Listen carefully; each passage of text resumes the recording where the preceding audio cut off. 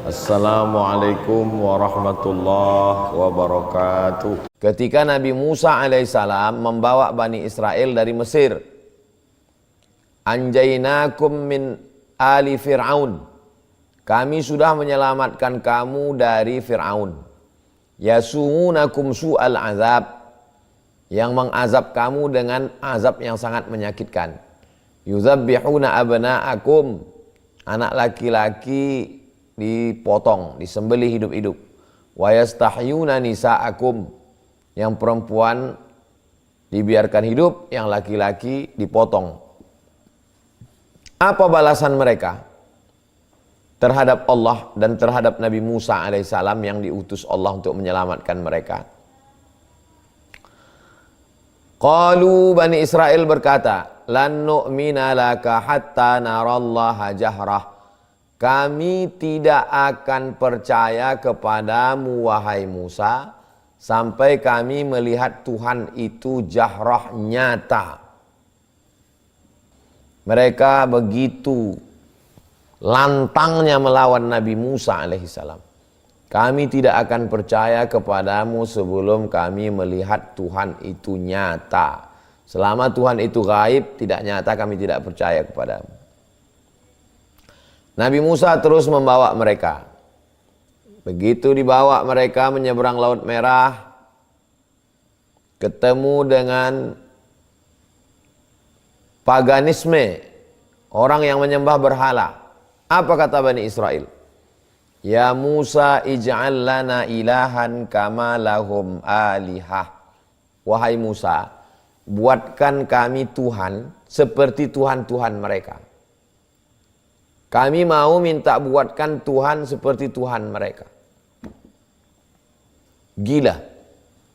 Jadi Al-Quran itu memaparkan sifat asli Bani Israel terhadap nabi-nabi yang dikirim Allah Subhanahu wa ta'ala. Perjalanan berlanjut. Gurun pasir Sahara, Sinai. Tidak ada atap, tidak ada pokok kayu, tidak ada bangunan tempat bernaung.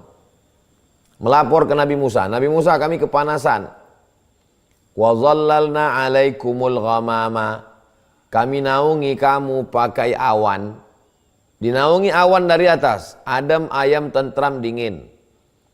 Anzalna alaikumul manna wassalwa.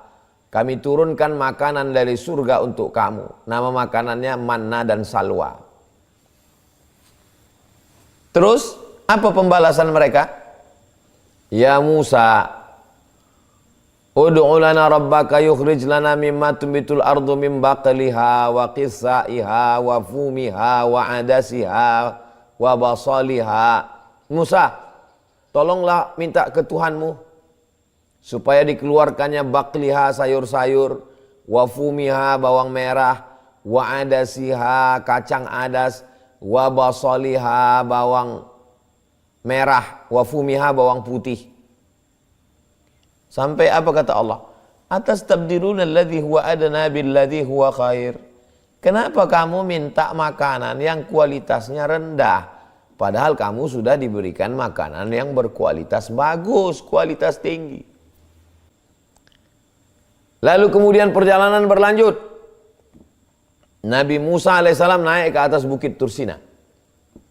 Sampai ke atas Waturi Sinin, bukit Tursina.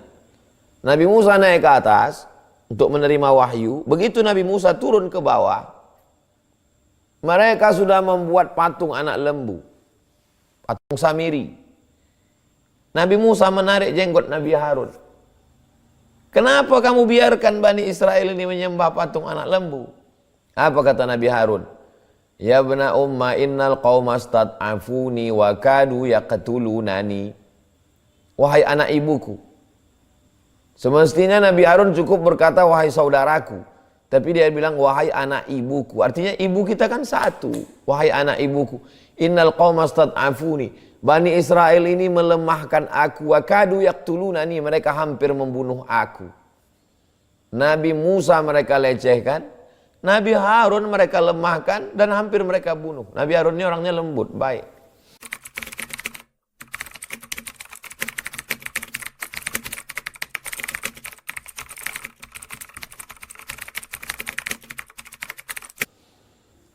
hanya bertahan 2 tahun bertetangga dengan Nabi Muhammad. Yahudi Bani Nadir, Yahudi Bani Quraizah, Yahudi Qainuqa, Yahudi Khaybar.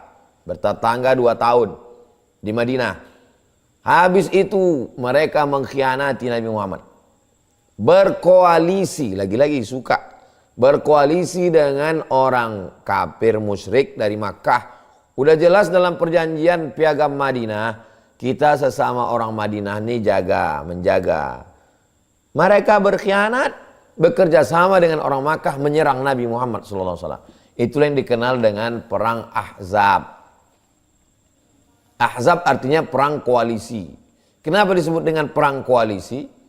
Karena melawan koalisi 3. Kafir Quraisy Makkah, Yahudi pengkhianat, dan orang-orang munafik yang ada di Madinah. Berkoalisi 3. Itulah yang kalau kita pergi ke Madinah, kita berziarah ke Masjid 7. Kenapa Masjid 7? Karena 7 pos penjagaan. Disebut dengan parit, waktu menggali parit. Disebut dengan perang Khandaq, perang parit. Karena strategi menggali parit datang ide dari Salman Al-Farisi. Kita gali parit. Disebut dengan perang Khandaq karena menggali parit. Disebut dengan perang Ahzab koalisi karena melawan 3 koalisi besar. Disebut dengan Masjid 7. Nanti kalau pergi umroh sehingga ke Masjid 7 karena 7 pos penjagaan waktu menggali parit itu. Itu pengkhianatan besar. Mereka mengundang Nabi SAW ke Khaybar. Yahudi Bani Nadir, Yahudi Quraizah, Yahudi Qainuqa, Yahudi Khaybar. Sampai di Khaybar mereka tanya, suka makanan apa? Ya Nabi jawab, saya suka kaki kambing bagian depan, kaki belakang, kaki depan. Mereka tanam racun sebanyak-banyaknya di situ. Datang malaikat Jibril ngasih tahu. Sempat tertelan. Makanya waktu Nabi menjelang meninggal mengatakan kepada Sayyidatuna Aisyah, ada sisa-sisa racun Yahudi yang mereka tanamkan di makananku ketika di Khaybar. Ada seorang Yahudi namanya Labid bin A'sam. Labid bin Al-A'sam, tukang sihir. Dia suruh anak buahnya mencuri rambut Nabi untuk menyihir Nabi. Dikasih tahu malaikat Jibril alaihissalam. Diikat dalam 11 simpul tali. Keluarlah 11 ayat untuk membuka simpul buhul-buhul itu. Qul a'udzu birabbil falaq min syarri ma khalaq, min syarri ghasiqin idza waqab, min syarri naffatsati fil 'uqad, min syarri hasidin idza hasad.